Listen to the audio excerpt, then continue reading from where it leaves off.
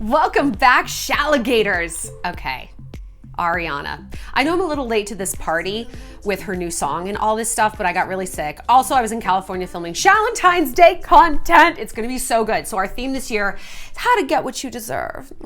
My pretty princess. How to get the dates, the sex, the gifts, the man, the type that you deserve. So get excited for that. I can't wait. It all turned out really good. I mean, I haven't edited it yet. Watch, it's like awful. I'm like, cool. But I think it's good because I am pretty good at getting what I deserve. I get the treatment that I want always, or I flush people out of the way. And I'm going to tell you how to do that. How to be okay cutting people off. Do we need to cut Ariana off?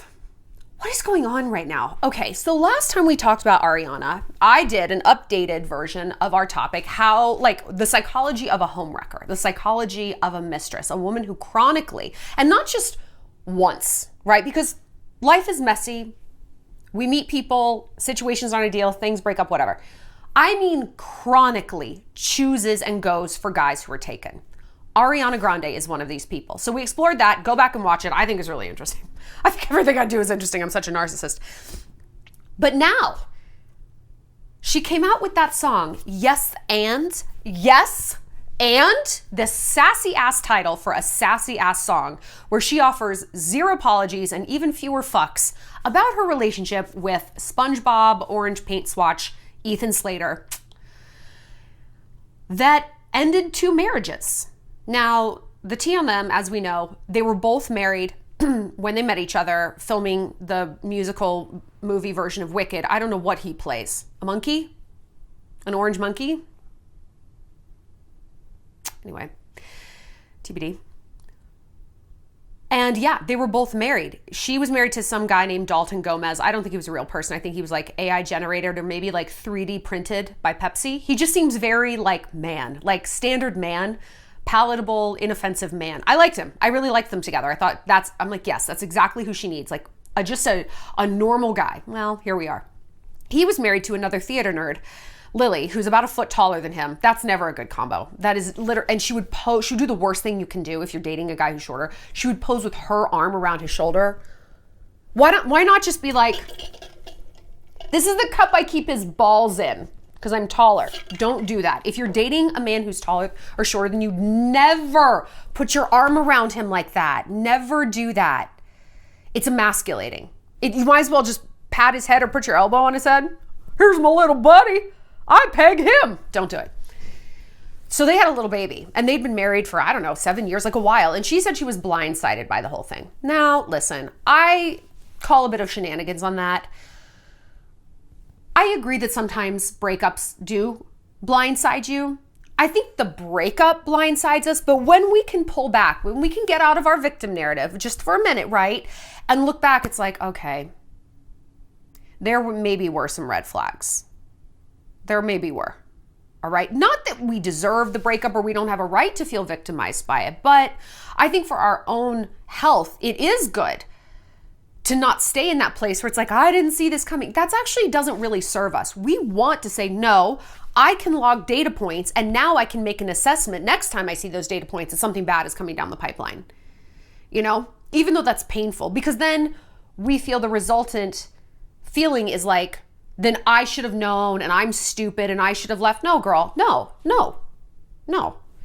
Maybe going forward, that's what you'll do, but you can't apply that story to how you're feeling now when you feel blindsided by a breakup. That's just not fair to you, But also, don't go to the opposite extreme and be like, I'm a victim. I mean, have your wallow time, but then do some autopsy. I talk about the emotional autopsy all the time. Cut it open and see what happened.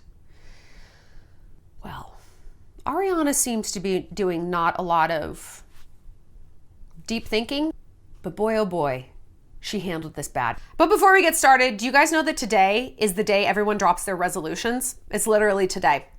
This is about how long people last with their resolutions, and I know the feeling of just such self-disappointment. You're like, of course I can't do it. Of course I can't follow through. That's who I am, right? So real hype for next New Year's Eve when I haven't done shit. Okay, you're stuck. You're stuck in your own bullshit. I get this. Laura St. John will fix you. She is our mindset coach, my manifestation coach. I talk about her all the time, especially in the SHALLONXO. I retweet her. I love her. I love her. This woman has done more for me than any therapist, like years of therapy. She's just really good at getting you unstuck and shifting your perspective, shifting your mindset, easy tricks, easy visualizations. I can't say enough good things about her. Anyway, she is just launching a new 6-week group coaching session. First lesson launches today, so there's still time to join. You can save 20% with my code SHALLONXO. The link is down below. Try it. You'll love it. I have never guided anyone towards her who has not drastically seen an improvement in their life. So if you just feel ready, but you kind of don't, if you feel like ready to change, you don't know what to do, she's got you. I promise. And if not, you can come back and shred me in a comment and I will pin the comment, but you won't. Okay, also be sure to follow me on Instagram. So next week is my birthday, and I'm gonna be talking about like getting older and starting over and just how to feel good. I don't want to say at any age because it makes it sound like it's only for old people, but just how to really embrace your life wherever you're at. If you're turning 21, if you're turning 51, like just how to be cool and happy and satisfied where you're at, even if it's not exactly where you want to be. Because listen, sometimes things are what they are. So I'm going to do some reels and stuff, giving you some advice on that. Plus, I'm going to be doing a new thing where I answer one of y'all's questions a month. So I'm so excited about that. That's rolling out soon. So follow me on Instagram, ShallonXO. Okay, let's get back to Ariana. So she releases this bullshit song, Yes and. First of all, the song I believe is bad. It's like a Madonna 90s B-side reject, like a Lisa Stansfield. I just think it's very 90s. I just think it's a bad song. And I actually think a lot of her songs are kind of bad because I think they're kind of just overproduced. She has one of the most incredible voices ever. And I think it would be so cool if she literally just did something acoustic. She could do something a cappella. It's like, I just want to hear her voice. I don't need the whole pop thing. Yeah, like I wish Miley Cyrus would do that. Like she's kind of pared her sound down a little bit, but like these women are vocalists on par with Pink or Adele. Pink is an insane vocalist. Like the woman can sing hanging upside down. You know how hard that is? Unbelievable. She doesn't get enough props for that, I don't think. So yeah, anyway, I think the song is bad. But as bad as I think the melody is, the lyrics are arguably worse. Let's take a look, shall we? So let me say up front that I find Ariana's lyrics kind of trashy. I don't understand her persona. It's like sexy infant, like sexy gangland 9-year-old. I don't get it. I've never gotten it. And I was talking to my boyfriend about it and he's like, I was really into her when I was like 14. I'm like, that's because she looks 14. He's like, yeah. And now that I get older, I'm like, oh, no. He's like, I feel weird looking at her. I'm like, she's older than you. He's like, what? He's 23. I'm like, she's older than you. So yeah, by like kind of a lot. She's not older than me, but she's older than you. And he's like, oh. He's like, now I'm really weirded out because I don't get it. But her lyrics have always just been, yeah, kind of like trashy, like hood. Like her song, whatever, it was like about 69ing. Why?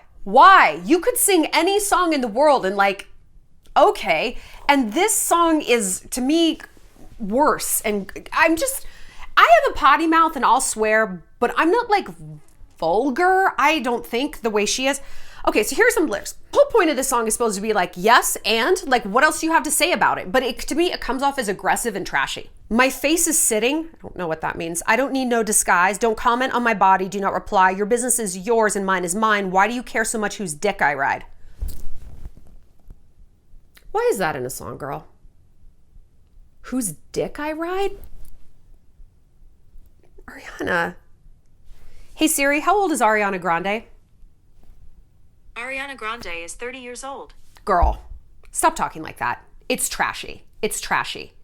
And she's like, say that shit with your chest. I don't know what that means. Is this like a new term? Did the gay men come up with this term? We know how terms go. Black people come up with it. Gay men steal it. White chicks steal it. That's just like the trajectory. I get it. That's fine.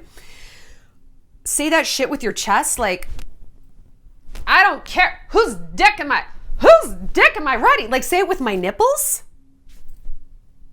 Leave them out of this. My God, grow up. Be a lady, for God's sake. Be a lady. And people have a real problem with this song because they're like, She broke up a marriage that involved a little baby, and she comes out swinging like, go fuck yourself if you don't like it. And people are like, this is trashy, this is mean girl, this is gross. Like, it is backfiring in a huge way. I think it would have been smarter if she had either said nothing, like literally, you don't speak on it at all, or if she had just been very honest, like, listen, here's actually the way this went down. They were having problems, we were having problems. We found comfort in each other. And meeting each other and having that spark for both of us gave us the realization that, you know what we're in is not working. And I couldn't steal him, he couldn't steal me. Things just start out like this, and things can be messy. Have none of you been in something that's a little bit messy? You will. If you haven't yet, you will. I just wish she would have come at it from like an actual like human standpoint. Like, I think we can all actually at the end of the day understand how these things go. And you know what? Of course people's hearts get broken. That's love and that's dating. And nobody meant to do that. But she didn't. She came out real bitchy about it. And so people are just kind of eviscerating her. What do you guys think? Do you think she went about this totally the wrong way? Are you looking at her different? And I am, for sure, someone who comes out swinging also. I don't date married men though, you know? And if I did, I'd have the good sense to keep it to myself, because that is just a really tough pill for most people to swallow. If they haven't had someone cheat on them, maybe they watch their dad cheat on their mom. You know, like it's pretty triggery for a lot of people. And for her to be like, I don't even care. I don't think it's appropriate to say that like she caused the demise of this marriage. She didn't. I just don't think she is that powerful. I don't know. I just don't think that it works like that.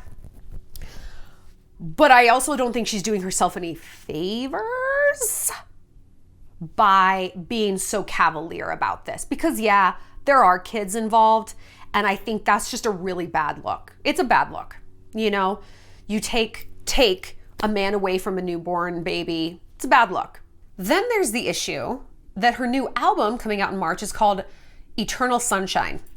Now that seems to be an allusion to the movie Eternal Sunshine on the Spotless Mind. I think that was like the early 2000s. I want to say that was out. It was with like Kate Winslet and Jim Carrey. And it was about a couple who go through a really bad breakup and they undergo a procedure to have like basically the memory like drilled out of their brain or something. You know, in Harry Potter, the pensieve where she can like pull a memory out and like drop it in a bucket. Kind of like that.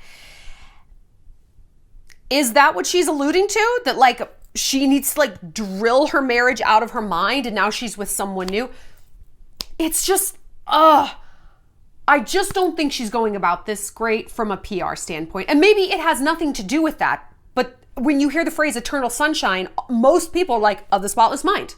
That's how you finish that sentence, because that's the only time you hear the phrase eternal sunshine. Is it in the Bible or something? I don't know. I haven't read the Bible. It is boring. The stories from there, when other people tell them to me, I'm like, oh, that's interesting. When I read it, I'm like, I can't get down with this. It's why the capitalization's the way they are. I can't. So what can we learn here?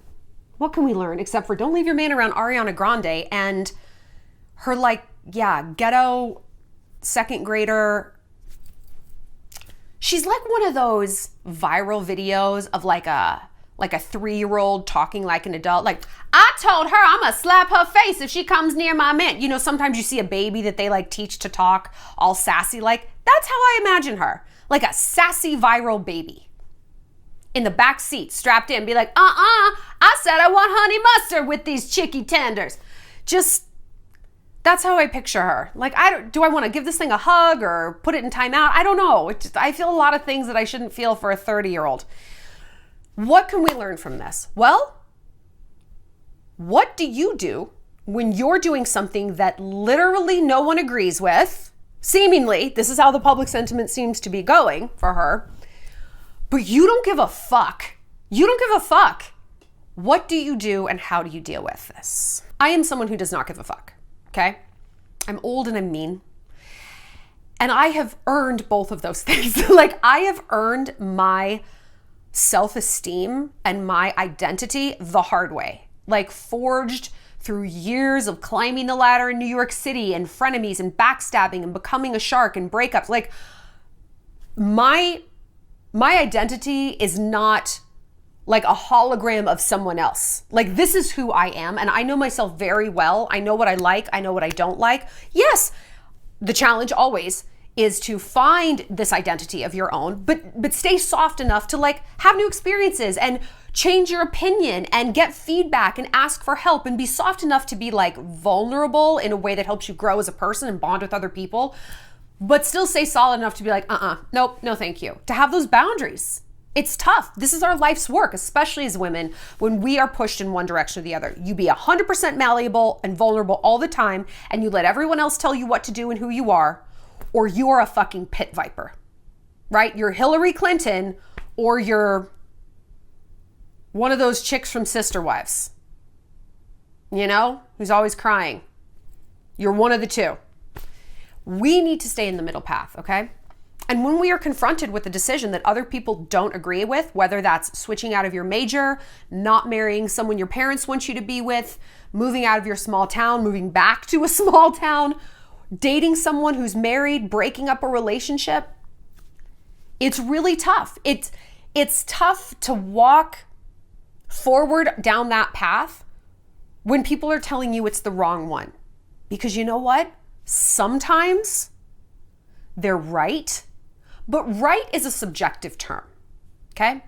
When people tell you that something is right and wrong, they are saying that through their own lens of experience, religion, their own maybe limited choices that they had, that they currently have. So why the fuck do you get all these other extra choices? I don't have these choices. Why do you get to have these choices? I don't know, that's the way life goes. Sorry, things aren't equal. Sorry. So they're gonna try to guide you down the path of right as they view that. And like I said, sometimes there's some merit to what they're saying. I think we are high level enough, and not everyone is. We are high level enough to pull back and listen, like I said, to feedback. When we have people saying, please don't do this, what are you doing? This is bad, this is wrong. We are strong enough to pull back from ourselves, to divorce ourselves from our own identity and what we want just for a minute, right? And say, tell me why you think that.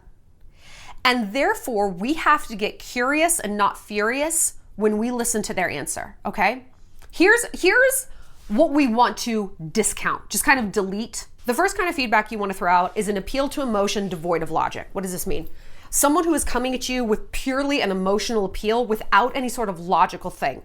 A logical appeal to say you wanting to leave your small town and move to New York, great. A logical appeal that you should listen to would be like, hey, I know you just want to go right now. You can't wait to get out of mom and dad's house, but you haven't saved enough money. And if you go there and you burn out through this like little meager amount of money you've saved too fast, you're going to end up right back there at mom and dad's house. But if you wait 6 months, pick up some double shifts, you'll have enough money to get really established and have a better chance of succeeding. That's why I'm telling you not to go right now. Not that I don't want you to go, just don't go right now. They can back up their argument. The emotional appeal would be like, you know, you're just going to break mom and dad's heart if you leave. Like, how could you do that? I'm stuck here living with them. That's another one. It's the comparison fallacy, right? That's like, well, I don't get to make this choice, so why should you? That's a completely illogical fallacy. But they're going to stick with an emotional appeal. Wow, so you're just going to abandon mom and dad? I don't know, they could get hit by a bus tomorrow and you wouldn't be here. And you're just going to leave me to take care of grandpa. Great, that's real fair. That is feedback you should throw out, okay? Like I said though, the feedback you want to keep in is something that has a logical root to it. Hey, I get that you don't like mechanical engineering, but moving into a poetry major, that's not really going to yield a lot of money once you graduate. And I know having money is very important to you. So why don't you just take some poetry electives, pare down the current electives that you have, right? They are going to come at you with feedback that offers a middle path solution. Because a lot of times when we go down a path or we make a decision, it's extreme. I mean, mine are, because I'm kind of an extreme person. I'm like, I'll buy this house, I'll do this, blah, blah, blah. I love extremes. They're so fun. They make you feel so alive. And the last thing we want is someone kind of reeling us back. But if someone truly does have our best interest at heart, they're going to acknowledge why we want to be making this extreme choice. Hey, I get that you want to be in love and you want to feel alive, but maybe a guy who's in the middle of a messy divorce and looks like SpongeBob, and this is going to be a whole public thing because he's your co-star, maybe just like not him. Let's find you a different hot piece of ass because he's not hot and he's just kind of an ass. So they're going to acknowledge why you feel that way and offer an alternative. It's very important we listen to this. I'm not saying you have to blindly obey it, but take it in and be like, okay, you know what I will do sometimes? Because I don't love feedback. I don't. But I also know that the people I have in my life are there because I value them and I value their opinion. They're smart. I don't have dummies around me, you know? And that's the good and the bad part is when they're giving you advice you like, you're like, you are so smart. When they're giving you help, you are so smart. Suddenly, it's something that you're sensitive about and you don't want feedback. You cannot now negate their intelligence. That is also its own fallacy. You can't be like, you're a dummy. You don't know what you're talking about. Well, they knew what they were talking about when you were wanting to hear. When you agreed with what they said, they were geniuses. But now that you disagree with it, they're an idiot? I don't think so. It can't work that way. So what I will do is I will ask people to write it down for me. Be like, I will straight up say, like, I'm not disagreeing with what you're saying. I just know that I'm not in the place to like hear it right now. Can you like email it to me? Literally, like can you just email this to me and I can digest it in bite-sized pieces, or text it to me or send it in a voice note that I can keep. I really want to date SpongeBob right now. I've got the hot pants. I love him. I want to fuck him all day long. But I get that you're coming from a good place. If you can't offer anything else, just be like, I get that you're coming from a good place, okay? I get that. A lot of times people, when they give us feedback, they really just want to feel heard. I mean, don't you? When you're like, trying to tell your friend something, don't you just want her to be like, I hear you. I don't disagree with you. I just know I'm not ready to walk away from him yet. You're like, okay, I get it. I don't agree with it, but I get it. Like, everyone just wants to be heard in every situation, in every human interaction ever. Just remember that, and that will be like a pretty good guiding light. I don't know what my hair's doing today. Recently, as in 2 days ago, I was dealing with the possibility of a girl that I hate getting invited to my birthday party. It's interesting. If you're in the Shallonxo, you know all about this. We've been ranting about this for a while now because I hate this bitch. I hate this bitch. And I'm getting pressure from people in my friend group that I should invite her, even though she made it very clear I was never welcome at her birthday party, and that she agreed with a lot of backlash I got this summer because I'm an outsider. Grow the fuck up in Montana. And she agreed with people who are saying things like, let's go rape and kill Shallon Lester, and posting my address. Yeah. So she's dead to me. Like, I hate her. And I had to text one of my friends back and say, like, and put my foot down, be like, she's not welcome here. And I went over it with my mom before I sent it. And she's like, you know, I think you should come at it from a place of hurt. Like, she hurt me. She hurt my feelings. And my mom obviously always has my best interest at heart. And she is a very soft person, you know, and like I said, people, their right path is from their own lens. My mom is not an aggressive person. She's not like me, right? And that's part of the reason I am this way, is because I had to be kind of the sword and the shield. I didn't grow up with a dad. Someone had to be like the heavy, and it was going to be me. Or at least that's how I interpreted it. I'm not saying that I had to turn out this way, but I interpreted it thusly. Anyway, she is going to come from a place of like hurt and like show how someone hurt her. For me, that reads very weak. You know, that is a very vulnerable, like my enemies don't get to think they hurt me. They can think they pissed me off. They don't get to think they hurt me, because this bitch's behavior was a power play. She is beneath me in every way. And so she saw an opportunity to like lord something over me finally. So she took it. And so for me to be like, she hurt me. Nope, that plays into her hand. And I explained that to my mom. And she's like, okay, no, I see your point. But then I also saw hers. I'm like, I will put that in there a little bit. I will put a drop of that. This hurt me for strategy, you know, to position myself more as a victim, to make her more of a villain. You know, everything I do is strategic. But I was able to hear what my mom was saying and to incorporate some of that into my response, because I had gotten comfortable with my feelings about this, you know, not just my feelings about this person, but more importantly, how I want the world to view me. This is a big thing. And this is something men are very, very good at. Men are very clear about how they want the world to view them. That is part of their wiring as men. That is part of what they're taught. Be a man, men don't cry, be a provider, be tough, be a soldier, be a fighter, right? They are always being taught a persona that must be projected to the world. And we as women, our job is to validate that, right? To validate their mojo dojo casa house. Ugh, I just realized she's gonna be at this different party I'm going to. Barf, what a slut. Anyway, that is something I borrow from a man's playbook. I have a way I want the world to see me, and I have very much a way I want an enemy to see me, right? The way I want my friends to see me and the way I want an enemy to see me, there's some overlap, but they are for the most part different. I want a friend to see me as like accessible, warm, loyal, comforting. I want an enemy to see me as a fucking threat, as an absolute coiled dragon of a woman, and more than anything, unpredictable.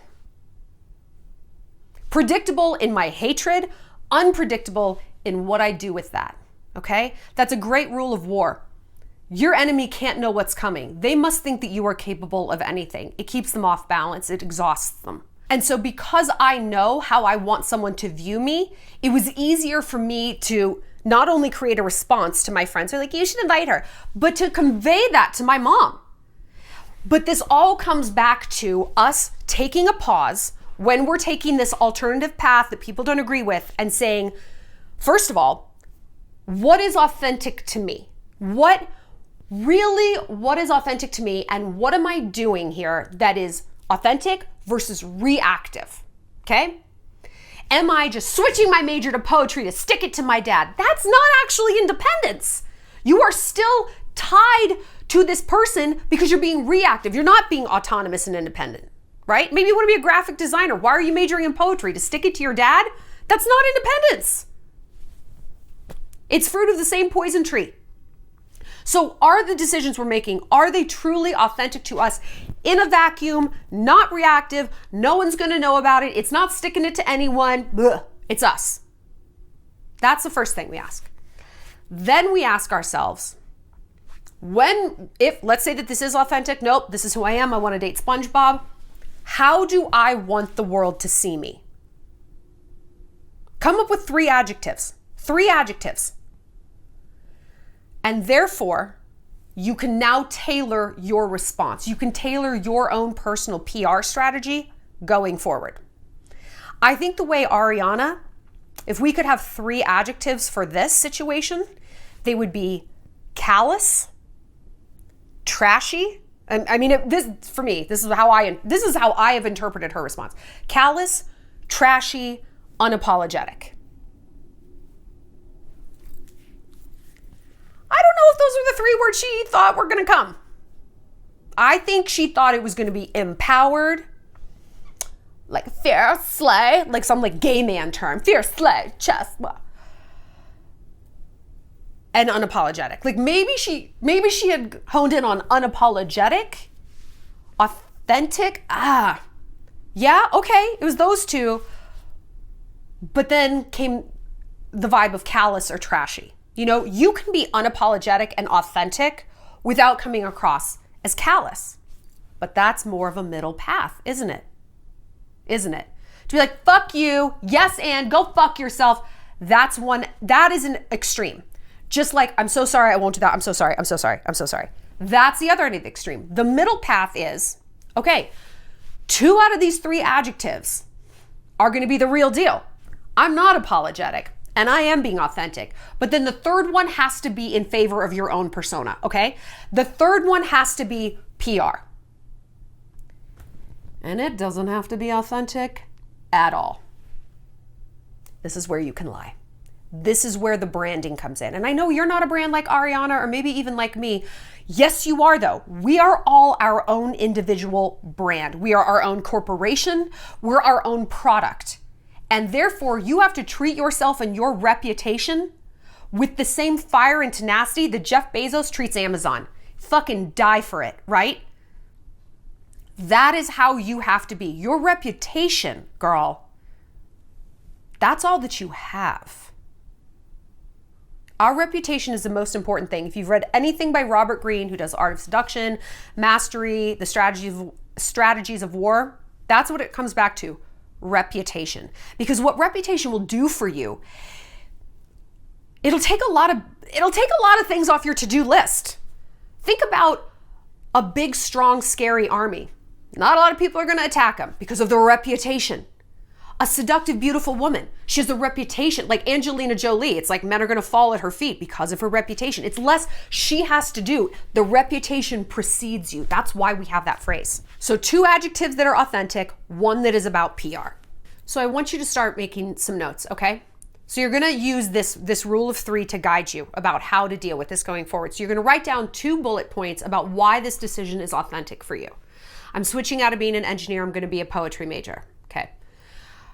I hate mechanical engineering and I cannot get up every day for the next 40 years and do it. I hate it. I don't want to do it. Okay, write it down. Next thing that's authentic to you. Why? Like, I want more of a work-life balance. And I know if I'm an engineer, I'm going to be working 60 hours a week. I don't want to do that. I want to be able to have kids in 5 years, something, whatever. And then you're going to write down the third thing, the PR strategy. Okay, how I am going to approach this when people give me feedback is I am going to come at them from a place of, you want me to be happy, right? Mom and dad, you want me to feel safe. And I understand that you think being an engineer is safe because I'll make a lot of money. It doesn't feel safe to me. It feels unsafe because I know I'm going to burn out in like 5 years and I'm going to have to start my career over, but with no schooling in what I actually want to do. So to me, it's safer. I'm actually planning ahead more to look down the line and be like, that's not what I want to do. I would rather get a degree in something I know I can sustain, get on the path and make money and stick with it for the long term. Okay, now you have a better shot of getting people off your back because you're acknowledging their feelings, you're acknowledging your persona, right? How you want to be seen with the world, and you're tailoring your message accordingly. But there are going to be times when you're the Ariana and you're doing something that people are like, girl, this is bad. This is bad. This is bad. And you might even agree. You might be like, I know, this is so bad, but I want to do it. And literally, you can say anything and I just know I'm still going to do it. I know. I'm not done till I'm done. I have to learn my lessons the hard way, yada, yada. You can say that to people. What you cannot do is constantly look for validation and argue with people when they don't give it to you. You have to get okay with people not being okay. You have to embrace being a villain. And with my situation with this dumb slut here in Bozeman was that. It's like I had to inhabit the mindset that if I'm like, she is not welcome around me ever. And I said that. I cannot pretend to respect her. I will not. I will not. Even if I could, I won't. I will not pretend to respect her. I went through like a few days of really inhabiting the possibility that I was going to lose friends over this, that people were going to side with her, and that I was going to have to view them also now as an enemy by proxy. And that was a very tough place to inhabit mentally. It was really sucky, you know, but it was the best thing for me because then I kind of slayed that dragon and then there was nothing else to fear. There was nothing else to fear. So be okay with being the villain. You know what? My friends are just never going to like my boyfriend. They're just never going to like him. They're never going to think that our relationship is okay. My parents are always going to hate that I'm a poetry major. They're going to hate it. Okay. Really sit in that. I know it's awful. I know it's awful. It's awful. But if you can do that, think of it as like an emotional ice bath. Oh, if you can do that, then you are bulletproof from then on. If you can be like, okay, my parents hate it. My parents hate it. And every fucking family dinner, I'm going to hear about it. Okay. All right. What's next? What steps can I take to deal with that? Do I have a list of things in my phone? I'm like, wait, hold on. You guys are bitching me about my major. Hold on. Let me pull up my notes. Okay. Here's point number 26, because that's how many times you brought it up, 25 other times. I will actually probably make more money as a poet because I will not be paying for student loans that I will incur doing 5-6 years to be an engineer. Thanks for playing. You can come up with steps. There are steps after that. The worst case scenario is actually just the beginning of a whole new plan. Think of it that way. And we don't like to tell ourselves that. We think that the worst case scenario is the end. It isn't. That's kind of the sucky part. Like, it's the good and the bad. It's not the end. It's not the end. It's just the beginning of a whole different plan and path that you have the tools to walk. You got this. You can figure that out, right? So people hate your boyfriend. Well, that means he's not welcome at anything. Okay. Your boyfriend is not welcome at anything. That's the reality of it. Are you going to be able to go to a wedding by yourself? Well, I don't want to. That's not what I asked. Are you able to? Are you strong enough to do this? Well, yeah, yes, but I don't want to. Okay, then don't go. Well, that sounds sucky. Then go. You always have a choice. You always have a choice, okay? And the more you can walk through these ugly scenarios, the more you can realize either they're not as bad as you think, or you can start to gird yourself against how bad they actually are. Like, you can start to inhabit that mind space of like, okay, what would it be like to be at a wedding alone? Truly, like, what would that be like? How bad would that be? There would be times when I would be really sad. But there'd also be times when I'm like, hey, I can dance with my girlfriends and take shots, and like Greg's not like looking over my fucking shoulder, because he does do that, which my friends have pointed out. You can start to war map this, and you can be forewarned and forearmed. But that begins with thinking, okay, what's the worst case scenario of no one ever accepting this choice? I'm going to have a baby out of wedlock. My parents refuse to babysit. I guess I'm going to have to save a little bit more money for babysitters now. Okay. Okay. That's just the reality of the situation. Look it in the face. Look it in the face. You want to be bold? You want to act like a badass who's throwing it in everyone's face? I'm going to do what I want. Then do this. Then do this. Don't actually be a chicken shit, okay? If you're bold enough to strike out on your own, you're bold enough to mind map the consequences and be okay with them. And if you're not, then maybe you are making the wrong choice, because that tells me you're being reactive. Reaction is an animalistic response, you know? It's not about, let me think this through 10 steps down the line. It's, I just have to like react. I'm getting tested. I'm punching back, right? It's not a plan. You're strong enough to make a plan. And you're strong enough to look in the face. Maybe I am being reactive. All right, poetry's kind of stupid. Okay, it doesn't sound fun to be poor.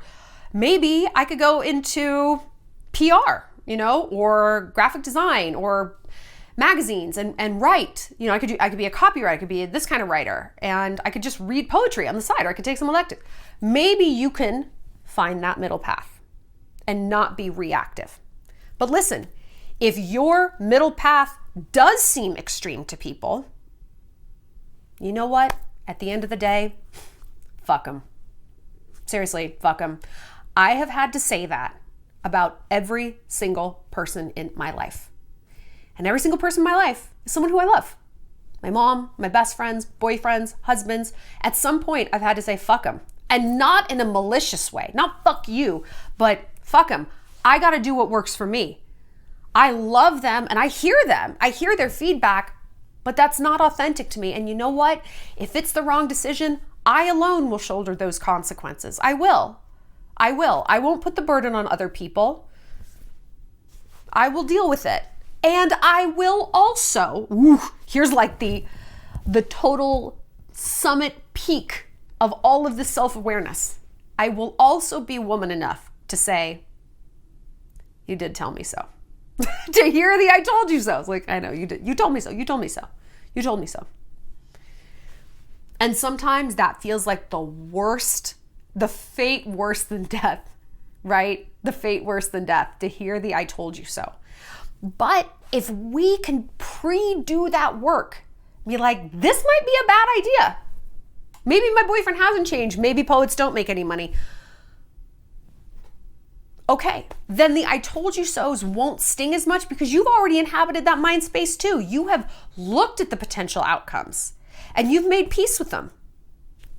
Maybe I'm going to be poor for my entire 20s with a poetry degree, okay? Maybe I'm going to waste another year of my life dating a fuckboy who's probably going to cheat on me again. I have accepted the risk, and I can look people in the eye when they say that's a risk. Your response won't be, no, it isn't. Your response will be, I know. And I've analyzed it, and I'm okay with it, however the chips fall. That's all we can do. Not write a song with the lyrics, whose dick am I riding? Ugh.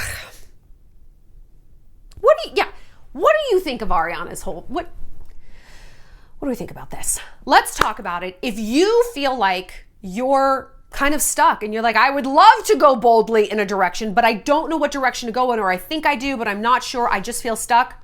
Like I said, join Laura St. John's new 6-week group training course.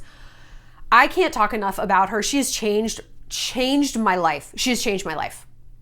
I can go to her brokenhearted, stuck, angry, bitter, resentful. I tend to be bitter and resentful. Within an hour, it's a whole new person. She does more for me than years of therapy. I'm not kidding. Just try it. Try it. If you don't like it, you don't have to do it. But I have never pointed anyone towards her who has not come back and been like, she's changing my life too. If you feel just so sick of your own bullshit, she's got you. Join her new 6-week course. There's still time until I think February 1st, but she just dropped her first lesson today. You can watch it on replay. Actually, maybe it hasn't even come out yet, but yeah, and then you get on like the group coaching sessions. They're amazing. Link in the bio. Use code SHALLONXO for 20% off. And I'm in them too, so I'll see you guys there for the next lesson. All right, Shalligators, I will see you next time.